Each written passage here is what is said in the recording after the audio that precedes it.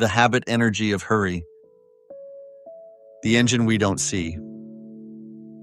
There is a peculiar fatigue that no vacation fixes. It is the tiredness of living from the neck up, always leaning 5 minutes into the future. We wake already late. We eat while reading. We answer one message while composing the next. We sit down to rest and remember something urgent, and our body rises before we decide. By night, our eyes ache not only from screens, but from scanning, the constant search for the next thing to do, the next thing to fear, the next thing to chase. This is what Thich Nhat Hanh calls habit energy. It is not simply a bad habit, it is the inner momentum that keeps us rushing even when we know rushing makes life thin. He treats habit energy as a precise term from Buddhist psychology, vasana, a current laid down by countless repetitions, inherited from family and culture, strengthened by our own choices, and now running almost without our consent. In Pieces Every Step, he offers the image of a rider on a galloping horse. Someone shouts, "Where are you going?" The rider answers, "I don't know." Ask the horse. We laugh because we recognize ourselves. The horse is the urge to move, to finish, to optimize. The rider is our wiser self, dragged along behind. Habit energy convinces us that life is elsewhere. It whispers that happiness is deferred, after the inbox is cleared, after the body is improved, after the promotion, after the children sleep, after the crisis passes, after the next thing we cannot name. In The Miracle of Mindfulness, he says very plainly, when our body is in one place and our mind is somewhere else, we are not truly alive. And hurry is a master at separating body and mind. It promises more life while delivering less life per minute. We cover more ground and touch less of it. Why is this momentum so sticky? Because it started as self-protection. Running can be a way to escape loneliness or fear. If I move fast enough, I won't feel the ache. If I stay busy, I won't hear the old story that still hurts. Thich Nhat Hanh never shames us for this. He simply points out that what once kept us safe now keeps us separate from ourselves, from others, from the present moment where peace is actually available. In The Art of Living, he adds a second layer. We run because of wrong perceptions. We believe the present is not enough, that we need to earn our right to rest, that life is a contest of speed. These perceptions quietly become laws we obey, without question. The result is a nervous system that does not trust stillness. Even pleasure is hurried. We drink good tea while thinking of work. We walk in a beautiful place while moving a knot of thoughts from one side of the skull to the other. We kiss a loved one as we reach for a phone. Hurry colonizes intimacy and turns communion into coordination. The proof is simple. When we finally do stop, we feel a subtle panic, as if something important is being neglected. The horse, habit energy, stamps the ground and wants us back in the saddle. Thich Nhat Hanh's reply is profoundly simple. You can step down. You can learn to recognize the horse, to put a hand on its warm neck, to say gently, "Friend, I see you," and to dismount, one breath at a time. This chapter is an instruction for that dismounting, not a war against speed, but a wise relationship with the forces inside us that mistake speed for safety. Seeing the horse, naming habit energy. Before we can change anything, we have to see it clearly. In his teaching, recognition is already a form of liberation. The moment you can say, "This is habit energy," the spell loosens. In The Miracle of Mindfulness, he suggests that we greet our most stubborn patterns with kindness, almost with humor.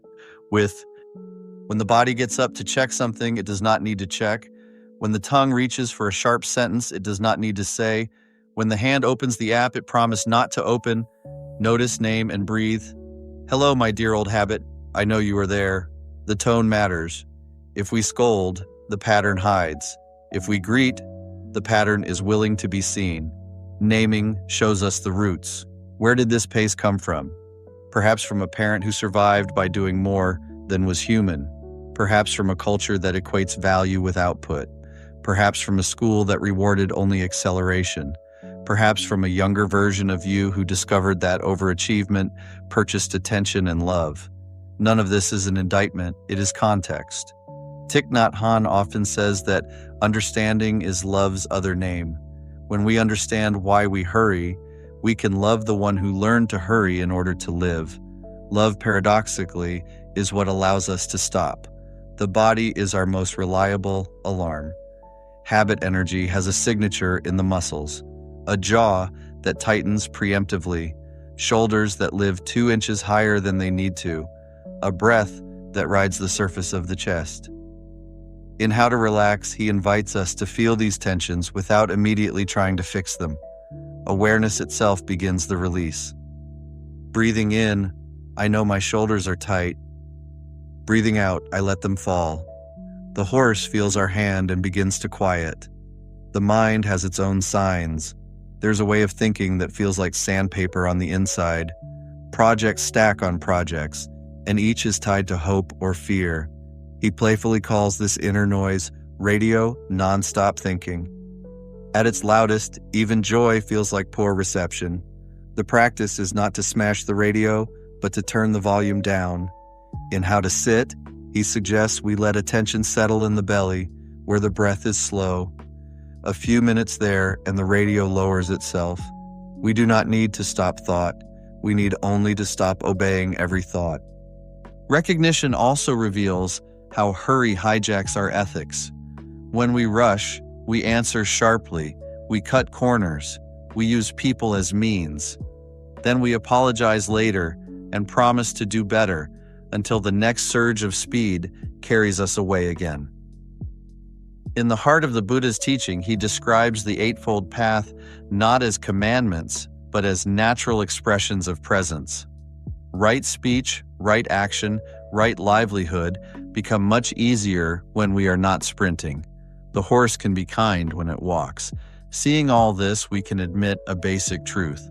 Willpower alone will not cure hurry. Habit energy is often stronger than our intention. He says this plainly and without discouragement. The medicine is mindfulness, practiced in small, steady doses with the support of community.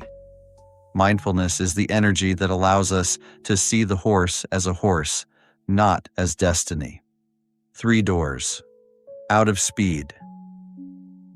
1. Stopping. Don't just do something, sit there.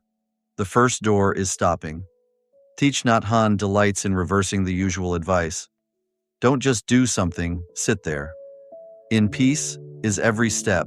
He explains that stopping is not inaction. It is the most intelligent action available when momentum is harmful. The very instant you stop, right now, as you read, peace is possible. Not perfect peace, but real peace, like a window cracked open in a stuffy room. Start with 1 breath. Breathing in, I calm my body. Breathing out, I smile. Let the breath be exactly as it is, and let the face soften. In 10 seconds, the chemistry of the body shifts. The horse feels a loosened rein. Build a cadence of micro-stops through your day. 3 breaths before you answer a call. 1 minute of stillness in the car before you walk inside. A pause in the doorway as you enter a room. Feel your feet. Feel the air on your skin. Feel the simple fact that you are here. In the Miracle of Mindfulness, he calls these practices bells because they wake us gently. Stopping, done often, becomes a habit stronger than hurry. 2. Breathing. The bridge that brings you home. He calls the breath a bridge between body and mind, the simplest way to return to yourself. In How to Sit, he recommends beginning without ambition. Feel 1 in-breath from start to finish. Feel 1 out-breath from start to finish. If the mind wanders, as it will, notice and return with kindness. For a restless day, he suggests counting. Inhale, 1. Exhale, 1. Up to 10, then begin again. When you lose the count, do not scold. Simply start at 1. Counting gives the mind honest work, while the deeper nervous system learns to slow. Add a short verse, a gatha, to anchor attention to movement. In, out, deep, slow, calm, ease, smile, release. Whispered silently to the rhythm of breath and step, this phrase is like a handrail on a steep stair. In How to Walk, he offers another, I have arrived. I am home. With each step, you rehearse the truth that the destination is not elsewhere. This is not poetry only. It is neurology. Repetition lays down a new groove in the brain where arrival, not anticipation, becomes normal. 3. Bells of mindfulness. Let the world help you. You do not have to remember alone. Let ordinary sounds invite you back. In Plum Village, when a bell rings, everyone stops and breathes 3 times. You can make your own bells. The ring of your phone, the sound of a door closing, a bird's call, the first sip of water. Each time, pause. First breath, come back to the body. Second, release what you can. Third, smile to what is here. In The Miracle of Mindfulness, he offers a simple verse to accompany the bell. Listen, listen. This wonderful sound brings me back to my true home. Practiced for a week, this becomes a reflex of mercy. Let places be bells too. The sink, the threshold, the driver's seat. Each is a small shrine where you remember to be a human being, not a machine that produces outcomes. When you forget, and you will, begin again at the next bell. The point is not streaks. The point is return. The slow courage of insight. Stopping and breathing weaken the spell of speed. Insight breaks it. In The Art of Living, Thich Nhat Hanh repeats a liberating sentence: happiness is possible in the here and now. It sounds obvious until you test it against your day and discover that much of your running assumes the opposite. Insight asks questions that free you. Are you sure happiness is later? Are you sure this email must be answered now? Are you sure love is proved by doing more rather than by being present? The mind softens around these questions. The horse slows to listen. Insight also exposes the cost of hurry. When you rush, what do you lose? You lose the taste of your food. You lose the contours of your child's voice. You lose the creativity that appears only when there is a margin. Research in psychology has noticed what contemplatives have taught for centuries. A wandering mind makes us less happy, even when it wanders to pleasant topics. When attention returns to what is actually happening, mood and meaning both improve. You do not need a laboratory to verify this. A single, mindful cup of tea will do. Drink it without scrolling, without planning, without treating the cup as a gas station on the way to somewhere else. Notice your body's response, a small, trustworthy joy. That joy is evidence. A deeper insight concerns aimlessness, which he calls apranihita. In the heart of the Buddha's teaching, he explains that aimlessness is not lack of purpose. It is freedom from the belief that your goal lives outside the present. When you live aimlessly in this sense, you still write the report, you still care for the child, you still plant the garden, but you do not postpone your life until after these are done. You live as you write, as you care, as you plant. The horse can work without dragging you. Then there is interbeing, his word for radical interconnectedness. Habit energy isolates. I am my schedule. You are an obstacle or an instrument. Inner being reveals that nothing we do is solitary. The person packing your groceries, the one who tightened the bolt on the bus you ride, the farmer whose hands brought your bread to the table, your life touches theirs. When you see this, rushing feels less like efficiency and more like ingratitude. You begin to move at a pace that honors the web you live in. In Living Buddha, Living Christ, he says the real miracle is not to walk on water, but to walk on the earth. Miracle is available at the speed of attention. Insight also changes our relationship to failure. Hurry tries to outrun mistakes. Mindfulness lets them teach. If you snap at someone, you do not bury it under tasks. You stop, breathe, and repair. I'm sorry. I was rushing and I forgot your heart. If you miss a deadline, you do not double your speed to prove your worth. You pause to understand what boundary or belief failed you, and you rebuild from there. This is slower in the short run and far faster in the long run. In How to Love, he says that understanding is the foundation of love. Understanding your own patterns is how you begin to love yourself in a way that releases, rather than tightens, your life. Finally, insight grows best in Sangha, a community that shares the same direction. Habit energy is contagious, so is presence. A household that pauses together before dinner, a team that begins meetings with 20 seconds of quiet, two friends who agree to be bells for each other. These are simple structures that make a different way of living more likely. He has always insisted that it is extremely difficult to change alone. Let the village help your nervous system remember what it knows. Sovereignty, choosing a human pace. What is on the other side of habit energy's hurry? Not a permanently slow life. There are seasons that demand quick action, but a life in which you choose the pace. Thích Nhất Hạnh sometimes uses a regal word, sovereignty.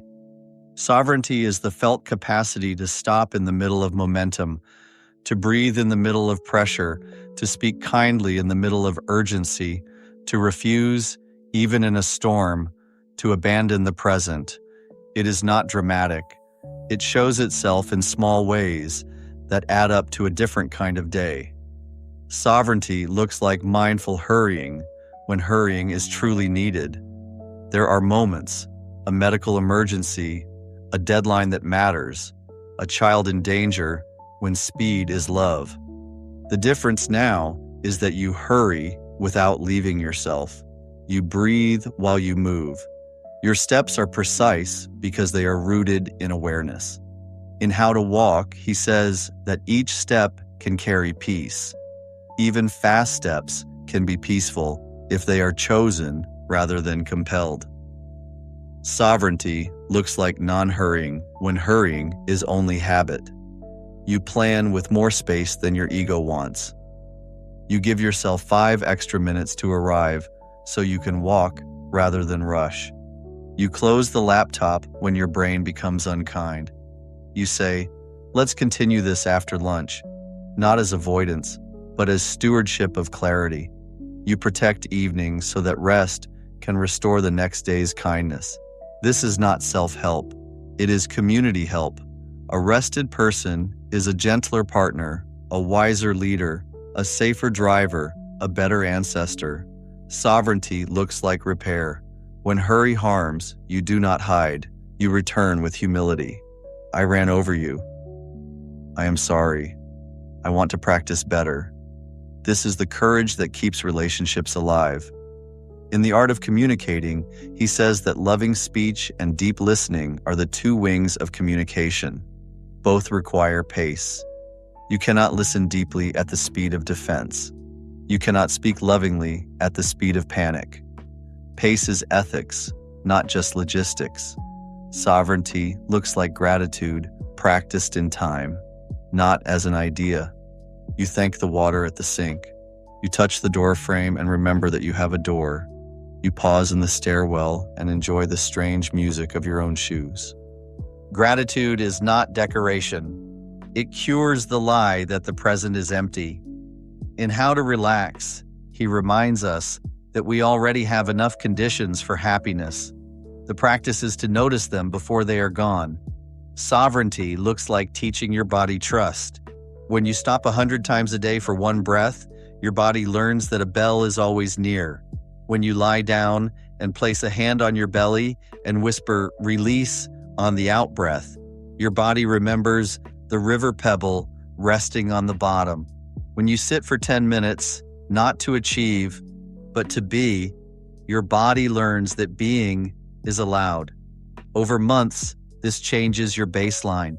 The horse waits for you to mount rather than running off alone. And sovereignty finally looks like a different story about time. Hurry believes time is an enemy we must outrun. Mindfulness discovers time as a companion. The present is not a small doorway you squeeze through on your way to the real thing. It is the only home you ever have. Thích Nhất Hạnh says again and again that our true home is the present moment. You can live there even while you plan, even while you grieve, even while you work hard. The test is simple.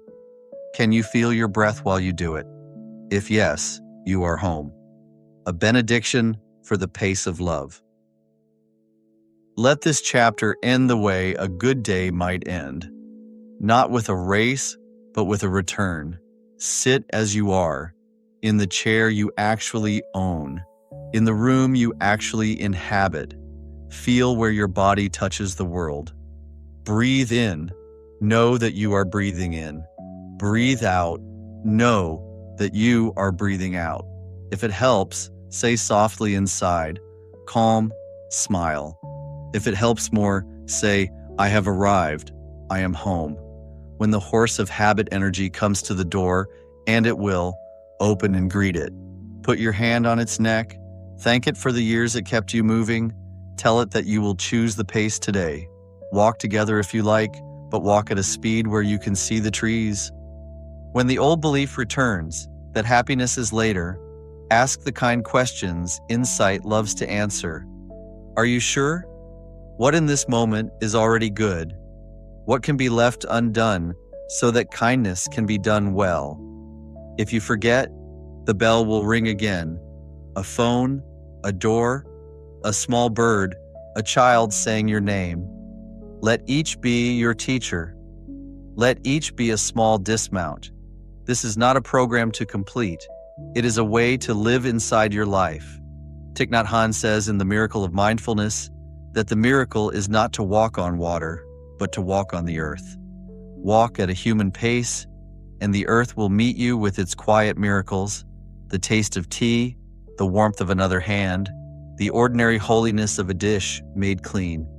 These are the treasures hurry cannot buy and always steals. Bring them back into your day by how you breathe and how you move. May your steps be chosen, not chased. May your work be real because your presence is real. May your rest be medicine and not guilt. May your speech be paced to carry love, and your listening be unhurried enough for truth to enter. And when you find yourself running again, because you will, may one breath be enough to turn and face the horse and remember that you are free.